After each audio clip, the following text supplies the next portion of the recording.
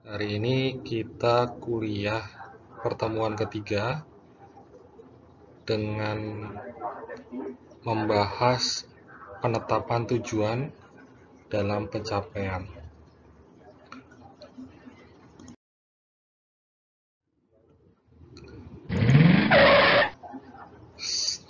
Stephen R. Covey ya dalam bukunya Seven Habits ya of Highly Effective People menyebutkan bahwa salah satu kebiasaan orang efektif adalah memulai dari akhir. Dia memberi contoh tentang perencanaan keuangan. Sejak tahap pertama kali merencanakan keuangan ya, ketika sudah punya tujuan akhir, kita akan bisa menyisihkan uang tersebut karena ingin meraih tujuan tersebut. Saya kasih contoh misalnya teman-teman kalau misalnya melihat HP gitu ya, HP baru, senang terhadap HP itu, ingin mendapatkan HP itu ya, tujuannya jelas. Nah, akhirnya apa yang terjadi? Kalau tujuannya jelas, kita akan sebisa mungkin untuk meraih tujuan itu dengan pengorbanan tentu saja, dengan mengurangi uang jajan untuk ditabung untuk mencapai tujuan tersebut, yaitu membeli HP. Jadi, bicara tentang perencanaan keuangan ya, Stephen Covey ya, tujuan akan dicapai ketika kita bisa meraih ya, kita punya motivasi untuk meraihnya. Nah, cara untuk meningkatkan motivasi adalah menetapkan tujuan sebelum bergerak. Apabila sejak awal kita sudah menentukan tujuan ya, kita dapat membuat rencana keuangan yang sesuai, dan biasanya kalau kita sudah punya tujuan, waktu pencapaiannya akan lebih cepat. Nah, visi adalah gambaran akhir yang akan diraih pada masa yang akan datang. Visi itu 25 tahun ke depan, gitu ya. Nanti bisa terdiri ada visi keuangan, ada visi pendidikan, dan sebagainya. Tetapi ada yang lebih besar yaitu visi paripurna, tujuan hidup ya, tujuan hidup, tujuan akhir yang ingin diraih. Tentu saja kalau kita misalnya doa ya, fit dunia wal akhirat. Jadi bukan hanya dunia tapi akhirat. Jadi visi paripurna jangka panjang. Nah, ini ada kurva kemanfaatan ya.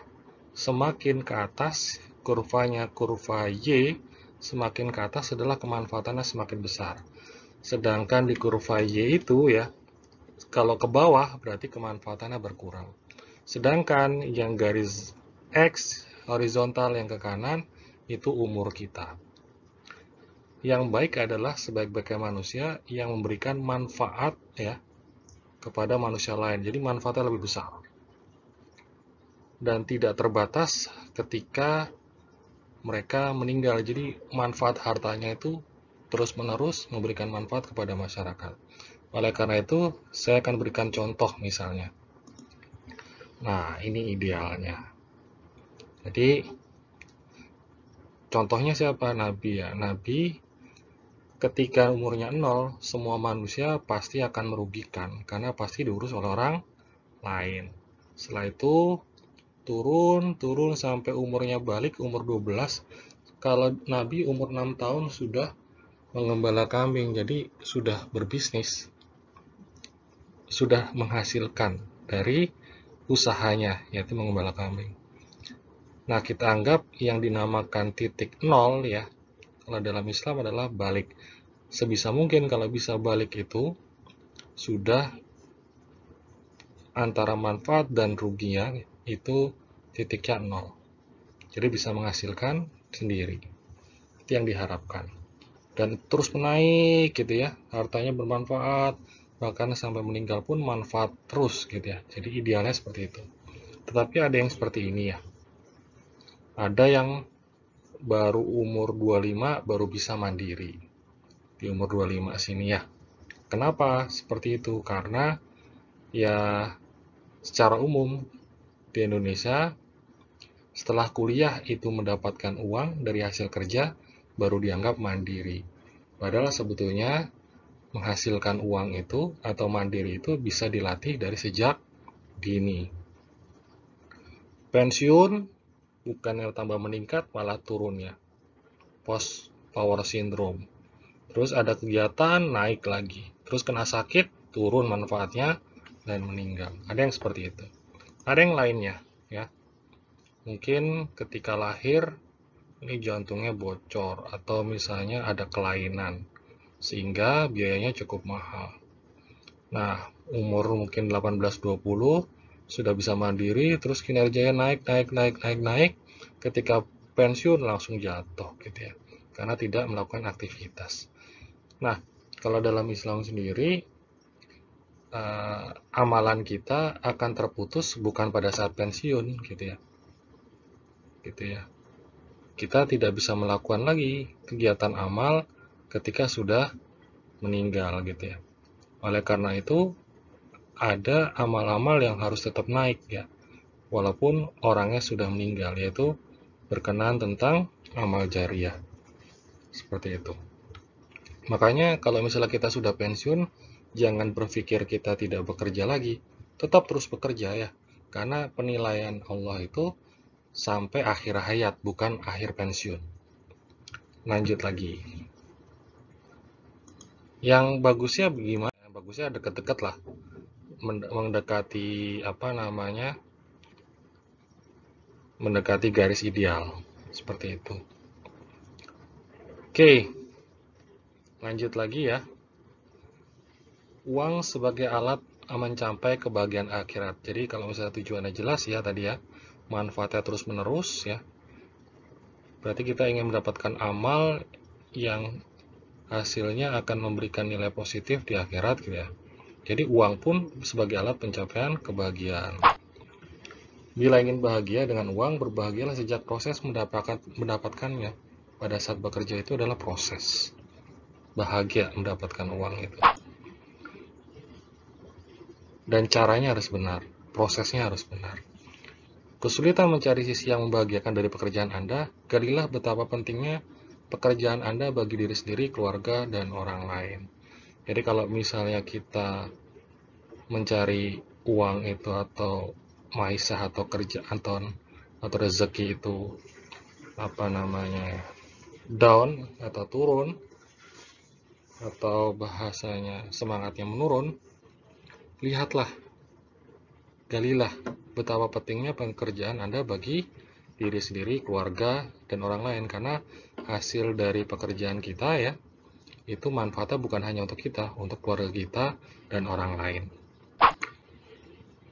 Halal jauh lebih mudah daripada haram. Ini harus dipastikan dulu nih, kita yakin terhadap ini ya. Kalau nggak percaya, silakan hitung mana yang halal, mana yang haram. Lebih banyak yang mana? Pasti jauh lebih banyak yang halal. Nah ini kita harus melatih 10% lah, atau minimal 2,5% zakat.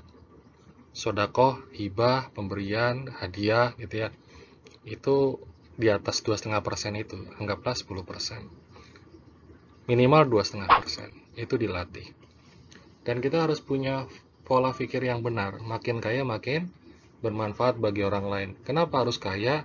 Sudah dijelaskan di minggu sebelumnya. Kenapa kita butuh harta yang cukup?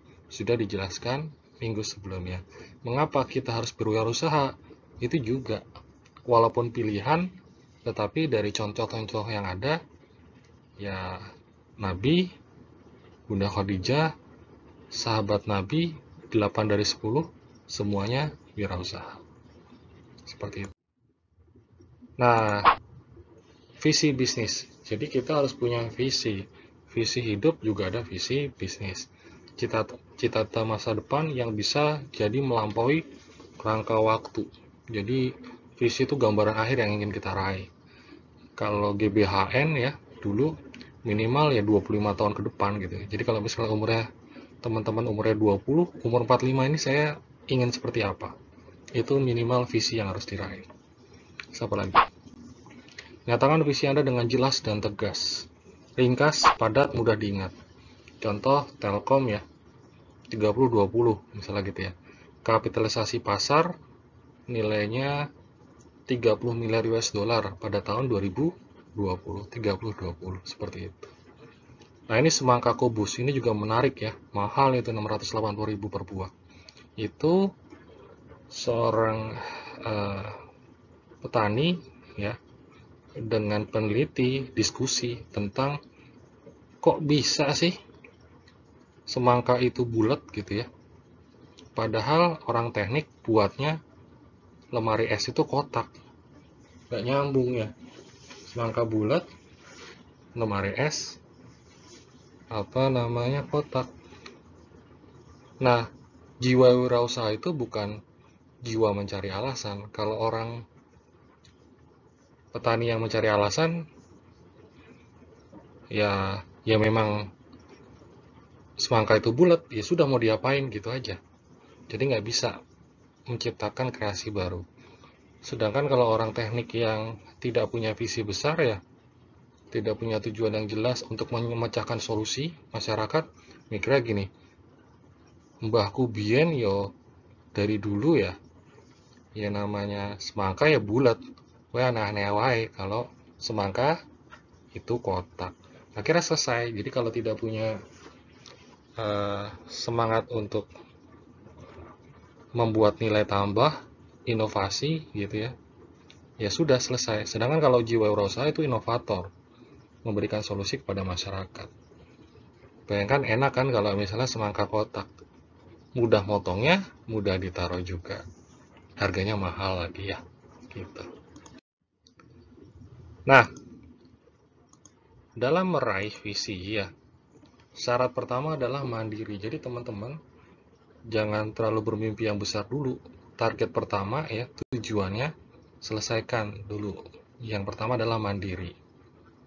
Mandiri. Hasil pemasukan ya, itu paling nggak sama dengan pengeluaran. Coba mencatat berapa pengeluarannya, terus saya punya target berapa, dan kapan bisa mandiri. Contoh misalnya saya sebulan keluar 2 juta gitu ya, dihitung sama kuliah mungkin berapa, 2,5 juta. Nah, saya bisa menghasilkan berapa? Pak, saya masih cuman bisa menghasilkan 500.000 per bulan. Nggak apa-apa, berarti 500.000 per 2.500.000, seperlima gitu ya, 20%.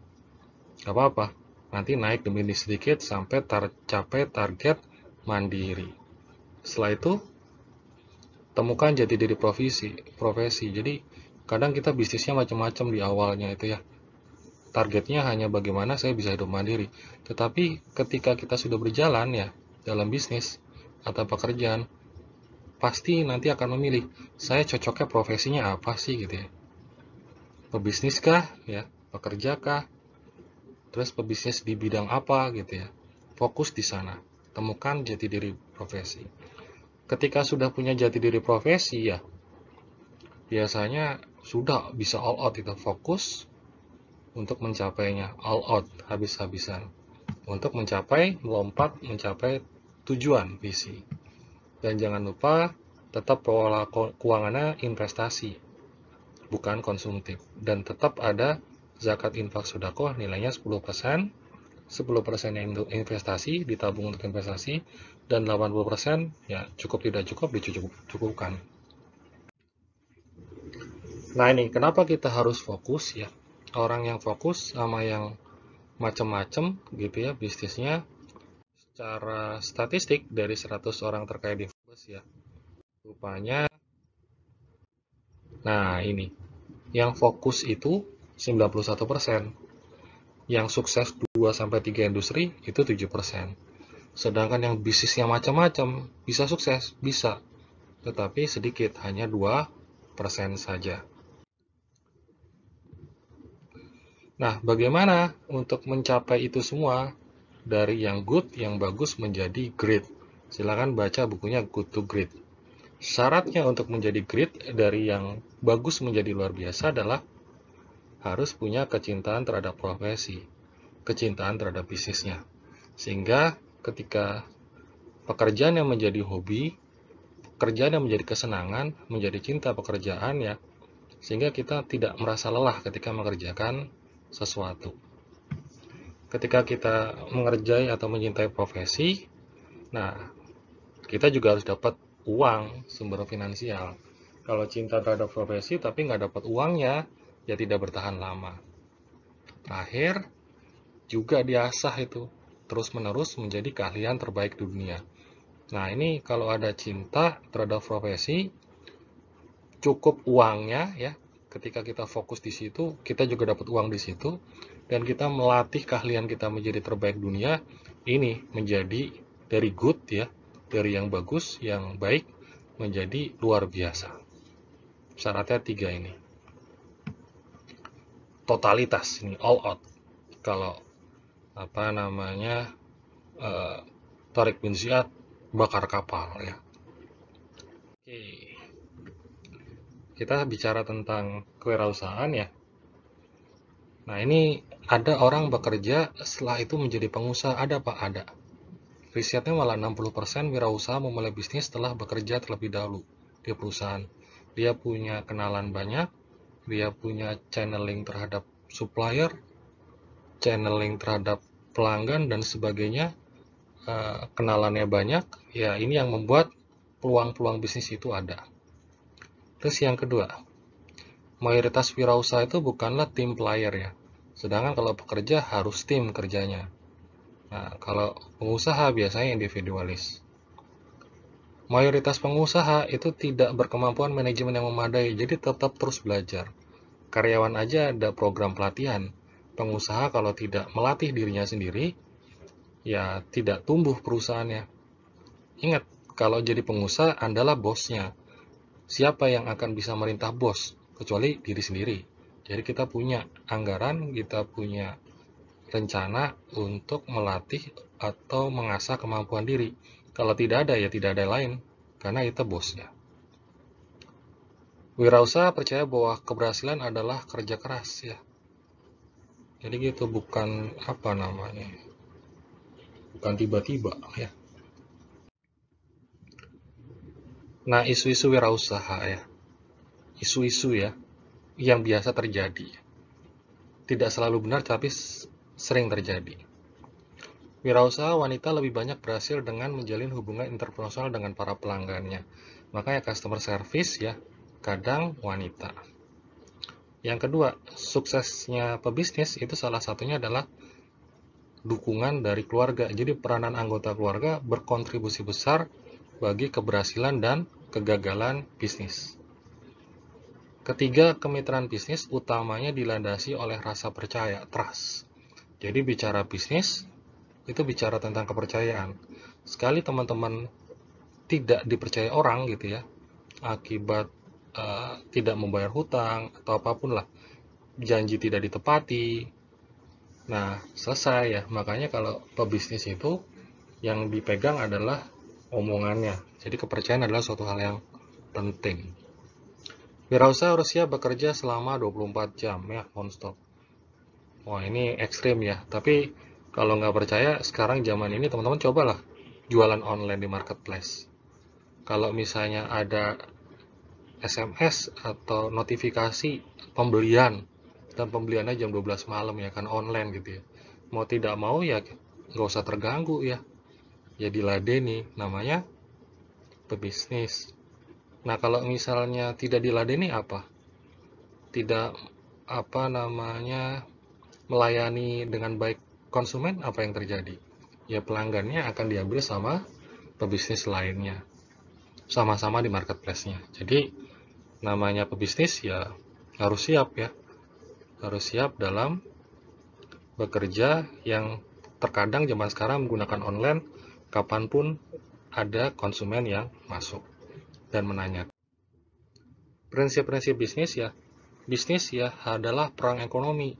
Jadi kalau bicara tentang perang ya harus siap ya, dan kita harus punya senjata, kita juga harus punya amunisi, kita harus punya siasat, agar kita bisa menang dalam persaingan.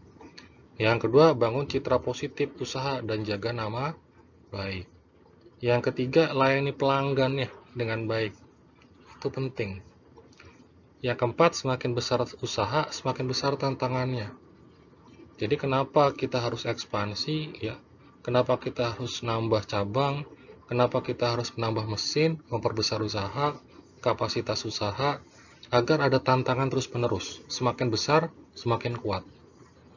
Pelihara tempat usaha sehingga menarik pelanggan ya. Jadi desainlah agar pelanggan itu masuk ke dalam. Jadi kalau misalnya pelanggan itu di jalan raya ya, melihat toko kita, kalau menarik desainnya, terus promosinya dan sebagainya, ya tentu saja akan masuk. Sebanyak apapun yang traffic yang ada di depanmu, di tempat tokomu, atau kalau misalnya online bikin website yang trafficnya banyak yang lihat, tetapi kalau tidak ada yang masuk untuk melihat-lihat, ya berarti kemungkinan untuk terjadi penjualan ya sedikit. Ini hal yang tidak boleh dilupakan sama pengusaha adalah kendalikan dengan pembukuan, dengan akuntansi. Sekarang akuntansinya juga sudah, pembuatan laporan keuangan sudah menggunakan online, sudah canggih. Jadi harus dicatat semuanya. Oke, quotation ya. Kata-kata mutiara dari Thomas Alva Edison yang menciptakan lampu. Kreativitas terdiri dari 1%. Jadi ide menciptakan lampu itu ya 1%. Inspirasinya gitu ya. Teman-teman jalan-jalan yang mencari peluang usaha, mencari inspirasi, yaitu 1%. Setelah mendapatkan inspirasi, ya dikerjakan ya.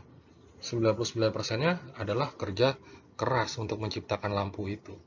Itu Thomas Alva Edison. Oke, diskusi ya, hari ini absen di e-learning menjawab diskusi ini di chat. Apa pertanyaannya? Untuk 5 tahun ke depan ya, Anda ingin menjadi apa? Silakan jawab masing-masing di e-learning di kolom diskusi. Yang kedua, ini tugasnya untuk minggu depan.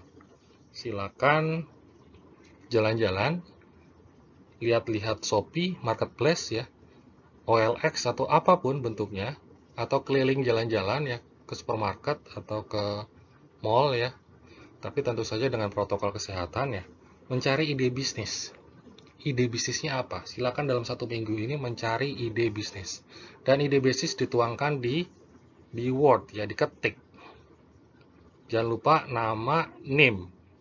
Terus kelas prodi apa, kelas pagi, sore, kelas A, kelas B, atau P2K, ya itu harus dilengkapi dengan lengkap ya, nama, name, dan kelasnya atau prodinya. Mencari ide bisnis. Yang kedua, harus ada alasan nih, mengapa memilih ide bisnis tersebut. Dan yang terakhir ya, ditulis juga kapan mau dilaksanakan. Ide kalau tidak cepat dilaksanakan akan diambil orang. Ada ribuan ide dengan kepala yang sama. Siapa yang berhasil? Yang menjalankan ide tersebut.